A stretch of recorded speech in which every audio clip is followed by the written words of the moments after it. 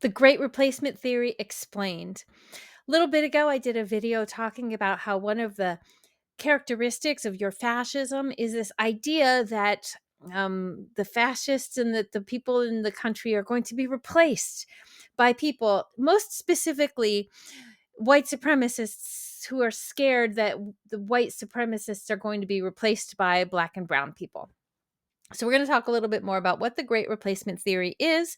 This is a really nice piece written by National Immigration Forum. Let's get started. In mid-September 2021, the U.S. media turned its attention to an increasing number of Haitian migrants seeking protection at the border in Del Rio, Texas. While most of the arriving migrants were either turned back into Mexico or deported to destitute conditions in Haiti, some Haitian families were allowed to stay in the U.S. and pursue asylum claims in immigration court.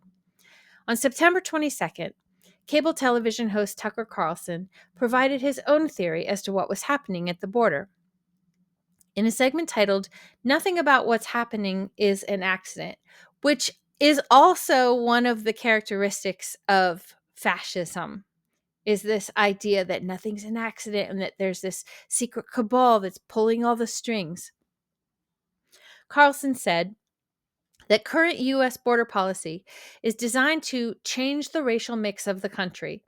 In political terms, this policy is called the Great Replacement, the replacement of legacy Americans, Native Americans. Native Americans are legacy Americans, with more obedient people from faraway countries. Carlson concluded that President Biden's policies with regard to the Haitian migrants have put the U.S. on a suicidal path. Since Carlson's comments, numerous public figures on the far right have echoed or supported this Great Replacement Theory, which has also been called White Replacement Theory, or simply Replacement Theory. And it has started to gain broader attention. On September 29th, Axios summarized the situation. A racist conspiracy theory goes mainstream.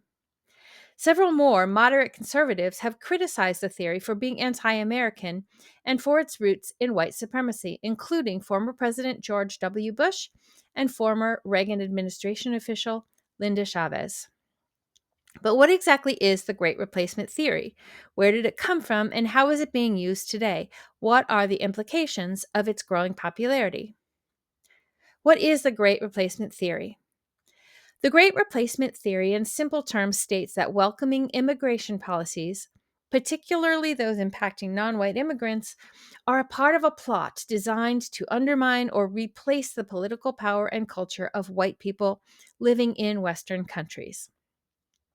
Multiple iterations of the Great Replacement Theory have been and continue to be used by anti immigrant groups, white supremacists, and others.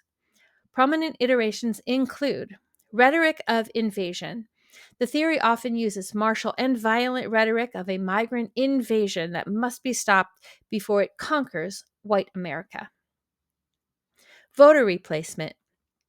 The theory also sometimes incorporates the inaccurate assumption that non white immigrants will vote a certain way, and therefore pro immigration policies are designed by elites to diminish the political influence of white Americans. Anti Semitism. In still other iterations, the theory can be found embedded in a web of other xenophobic conspiracies, including anti Semitic notions that Jewish elites are responsible for the replacement plot. While the idea that increasing immigration will help Democrats win elections is largely unfounded, espousing that idea by itself is not the same as promoting the Great Replacement Theory. Great Replacement Theory generally also refers to the existence of a conspiratorial plot to destroy or undermine white Americans. Regardless of which version is referenced, proponents of the Great Replacement Theory almost always paint a life or death scenario concerning the fate of white America. The theory contends that non white immigration must be stopped, or else the country is on, as Carlson put it, a suicidal path. As a consequence of these existential terms, the theory often coincides directly or indirectly with calls for violence. Where did the Great Replacement Theory come from? Antecedents or precursors to the Great Replacement Theory have always been present in the American debate on immigration.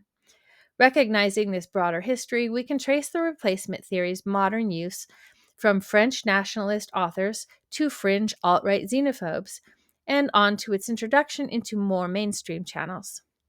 In 1973, the French author Jean Raspail wrote a novel titled The Camp of the Saints, an apocalyptic tale that attempts to depict the destruction of white Western society at the hands of mass immigration from the global South.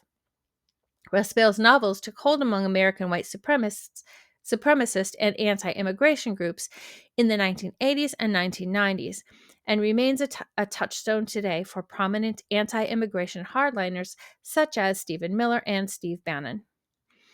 In 2012, Renaud Camus, another Frenchman heavily influenced by Raspail, authored a book titled The Great Replacement. In the book, Camus argues that white Europeans are being reverse colonized by black and brown immigrants who are flooding the continent in what amounts to an extinction level event. Throughout the 2010s, the term and the theory slowly began to catch hold among fringe, alt-right, and white supremacist figures. By 2017, "You Will Not Replace Us" was a prominent slogan among white supremacists who gathered at the Unite the Right rally in Charlottesville, Virginia. As asylum-seeking migrants sought refuge in Southern Europe and then on the U.S.-Mexican border, the theory began to emerge from more mainstream sources. In 2017, then Representative Steve King, Republican from Iowa, tweeted, "We can't restore our civilization with someone else's babies." In 2019, the theory was referenced by a prominent far-right French politician named Marine Le Pen. Tucker Carlson and other Fox News hosts began making repeated references to the replacement theory in their segments on immigration. This painting at the Metropolitan Museum of Art is by Giovanni Volpato, Arch of Titus, circa 1780, which represents Titus's defeat of the Judean rebellion and the origins of an anti-Semitic fear that Berenice, a Jewish queen of Rome, could convert the world to Judaism. What have been the consequences of the Great Replacement theory? Evil, hate, and violence have sprung directly from the Great Replacement theory. On August 11, 2017, hundreds of individuals representing anti-Semitic and white supremacist groups, including the Ku Klux Klan, gathered for the Unite the Right rally in Charlottesville, Virginia, a 2-day event that sparked extreme violence and led to the death of a counter-protester.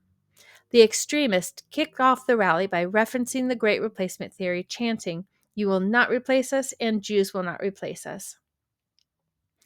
On October 27, 2018, 11 congregants in a Pittsburgh synagogue were killed in one of the deadliest attacks against the Jewish community in the U.S.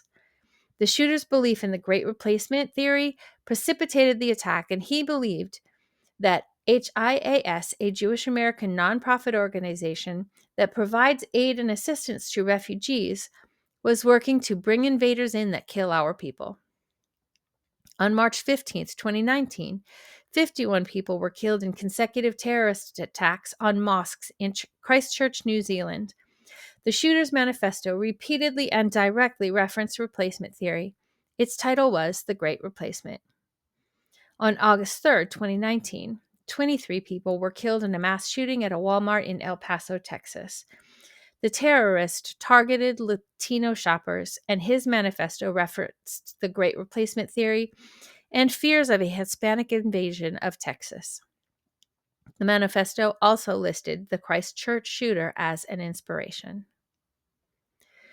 How is the Great Replacement theory being used today? Tucker Carlson has explicitly touted the Great Replacement theory on his broadcast multiple times. He referenced it directly for the first time on an April 8th episode of Tucker Carlson Tonight, and then again on September 22nd. Other political figures on the right and far right have also brazenly endorsed the theory in recent weeks. September 15th, Lieutenant Governor Dan Patrick, Republican of Texas, said of the Haitian migrants arriving at the border, "This is trying to take over our country without firing a shot."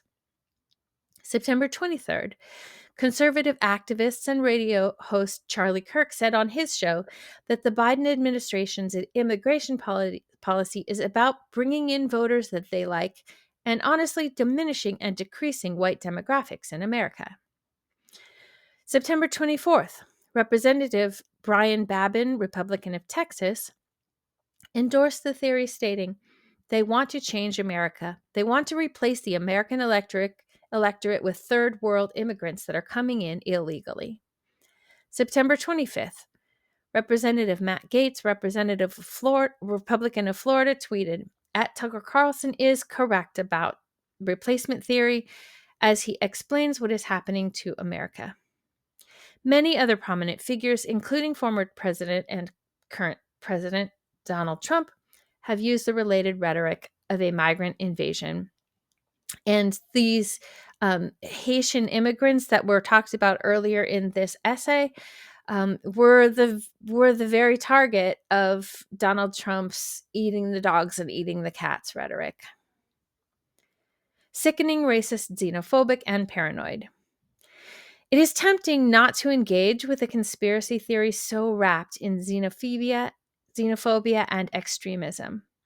But as the Great Replacement theory becomes more mainstream, it is imperative that we understand the history and dangerous extremism behind this school of thought. And even more important, to highlight those who have effectively and articulately pushed back.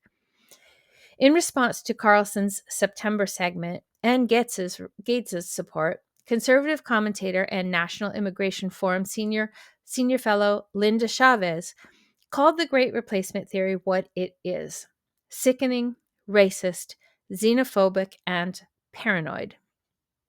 Chavez further noted that a Democratic replacement plot would not make all that much sense. Republicans have since the 1970s done fairly well with Latino voters, as they did in the 2024 election as well. In response to the events in Charlottesville in August 2017, former presidents George H.W. Bush, Bill Clinton, George W. Bush, and Barack Obama all came out forcefully against the extremist rhetoric that was so steeped in the Great Replacement theory. In an October 2017 speech, George W. Bush issued perhaps the strongest response. "Our identity as a nation, unlike other nations, is not determined by geography or ethnicity, by soil or blood. This means that people of every race, religion, and ethnicity can be fully and equally American. It means that bigotry or white supremacy in any form is blasphemy against the American creed." And it's interesting that he used the term soil and blood. Bluten-Baden, which is blood and soil, was a term that was widely used by Nazis in Hitler's Germany to suggest that only clean-blooded white people deserved to have a connection to the land, or to own the land, really. There was kind of this mystical connection to the land, that white people deserved to be on the land. I'm seeing the same thing here, that white people deserve to have this land, even though white people did not originally own this land. We stole it. We stole it. The Anti-Defamation League, ADL, a leading anti-hate organization, has vigilantly tracked the rise of the Great Replacement theory and described its roots in racism, fascism, and anti-Semitism. In a recent piece, the ADL noted that self-proclaimed white supremacists have celebrated Carlson's broadcasts, with one announcing, "Now Tucker is name-dropping the Great Replacement theory on his broadcasts. That's due to us." How can I combat the rise of the Great Replacement theory? When faced with a dark and extreme ideology like this, it can feel overwhelming and like it's impossible to make a difference. However, we have the power to educate ourselves and be catalysts for change in our own communities.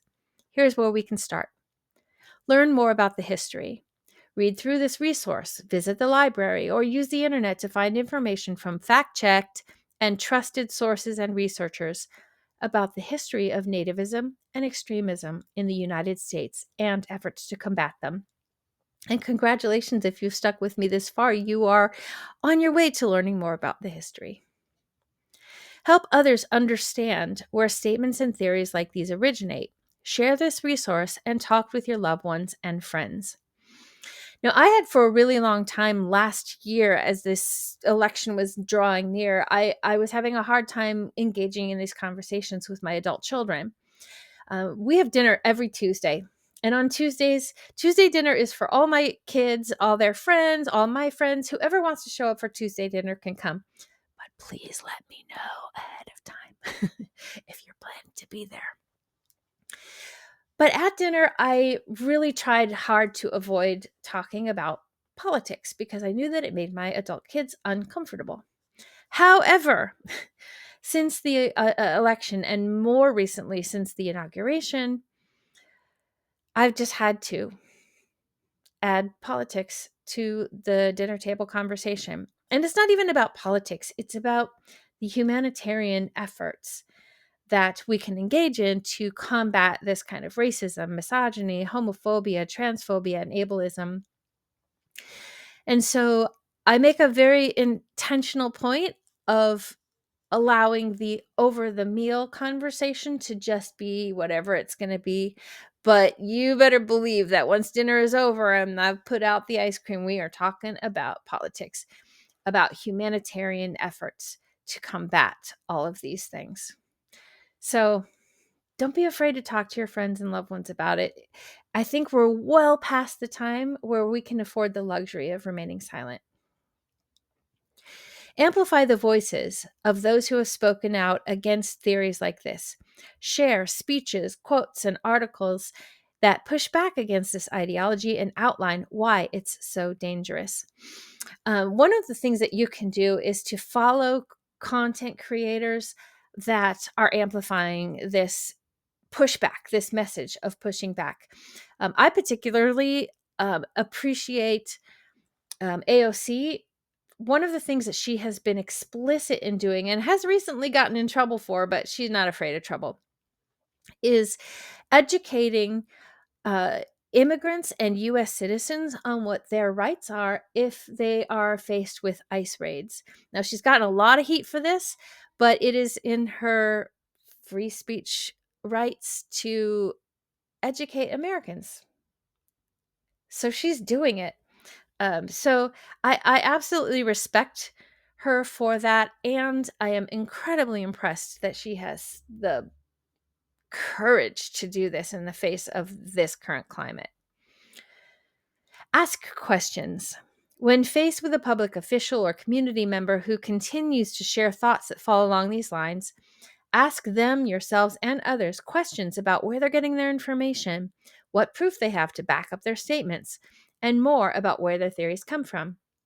You may not change their minds, but your questions might inspire others to ask questions too. Now, if you have the unfortunate displeasure of having conversations about this stuff with your MAGA friends or coworkers, I don't have any MAGA friends. But if you do have conversations with people, you're not going to be able to change their minds in a single conversation. You're just not. But if you present the truth through your lens, simply by sharing your own story and your own perspective and allowing them the space to kind of receive it without you judging them for not already knowing it, those seeds are going to be planted. And even though you won't change their minds in a single conversation or probably even a series of conversations, if you get those seeds planted, they'll come to it in their own time if they are going to come to the truth. They will come to it in their own time, and those seeds are going to be critical in that journey for them. Get involved in your community to support immigrants, refugees, and migrants. With the rise in extremist narratives and ideas in the mainstream, it's imperative that we engage with the subject in a positive way. Speak up in support of policies that would help reform our immigration system to make us a country of welcome, or volunteer to help refugees resettling in your community. If you are looking for ways to take action on the national scale, see resources such as the National Immigration Forum's Advocacy Resources landing page.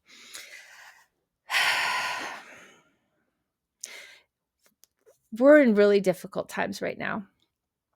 Um, I'm snarky positivity, which means I always end on a positive note.